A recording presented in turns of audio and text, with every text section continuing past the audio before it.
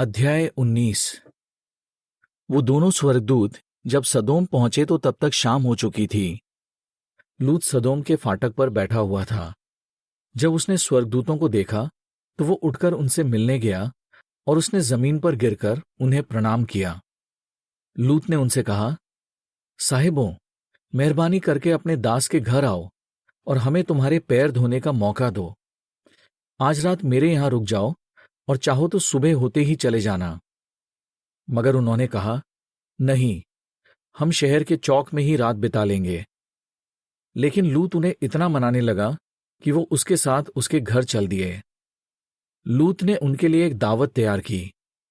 उसने बिन खमीर की रोटियां बनाई और उन्होंने लूत के घर खाना खाया।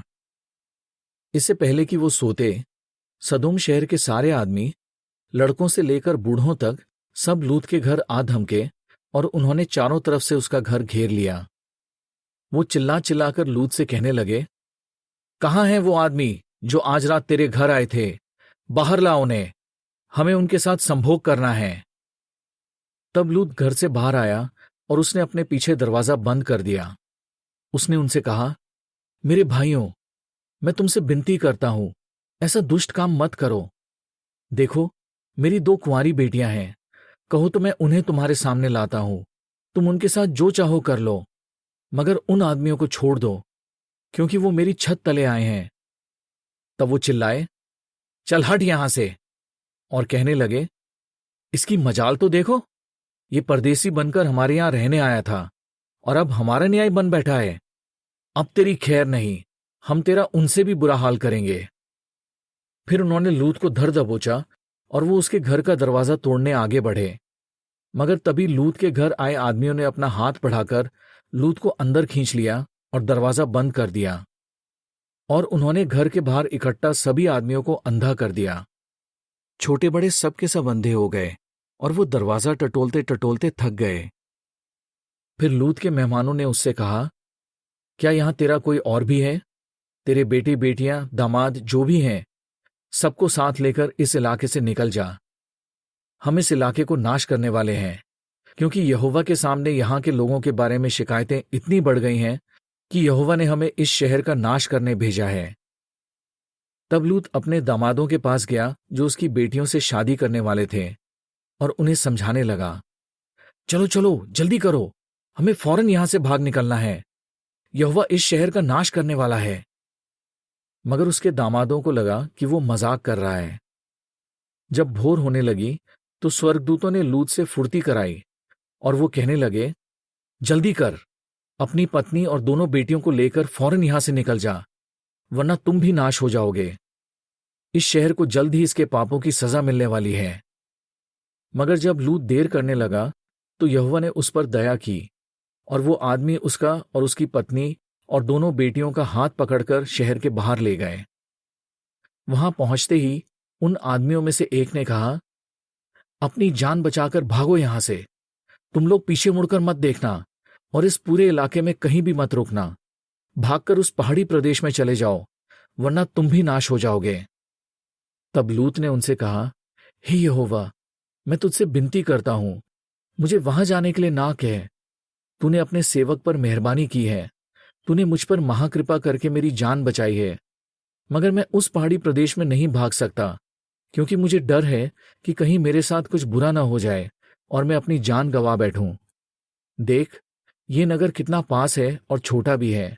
मैं वहां भागकर अपनी जान बचा सकता हूं। अगर तू कहे तो क्या मैं वहां चला जाऊं? वो बस एक छोटी सी जगह है। तब उसने लूत से कहा, ठीक है, मैं इस बात में भी तेरा लिहाज करता हूं। जिस नगर के बारे में तूने कहा है, मैं उसे नाश नहीं करूंगा। तू जल्दी से वहां भाग जा, क्योंकि जब तक तू वहां ना पहुंचे मैं कुछ नहीं कर सकता। इसीलिए उस नगर का नाम सोआर पड़ा। जब लूत सोआर पहुंचा तब तक दिन चढ़ आया था। तब यहोवा ने सदोम और अमोरा पर आग और गंधक बरसाना शुरू किया। हां, उन शहरों पर यहोवा की तरफ से आसमान से आग और गंधक बरसी। इस तरह परमेश्वर ने उन शहरों को और उस पूरे इलाके को खाक में मिला दिया। वहां के सभी इंसान और पेड़ पौधे नाश हो गए। लूत की पत्नी, जो उसके पीछे पीछे चल रही थी, मुड़कर देखने लगी इसलिए वो नमक का खंबा बन गई। अब्राहम सुबह सुबह उठकर उस जगह गया जहां पहले उसने यहोवा के सामने खड़े होकर उससे बात की थी। वहां से उसने नीचे सदोम, अमोरा और आसपास का पूरा इलाका देखा। क्या ही भयानक मंजर था। धुएं के ऐसे घने बादल उठ रहे थे मानो धधकते भट्टे से धुआं उठ रहा हो। इस तरह जब परमेश्वर ने वहां के शहरों का नाश किया तो उसने अब्राहम की विनती का ध्यान रखते हुए लूत को उस जगह से दूर भेज दिया जहां वो पहले रहता था। बाद में लूत ने स्वार छोड़ दिया क्योंकि वो उस नगर में रहने से डरने लगा। वो अपनी दोनों बेटियों के साथ पहाड़ी प्रदेश चला गया। वहां वो तीनों एक गुफा में रहने लगे।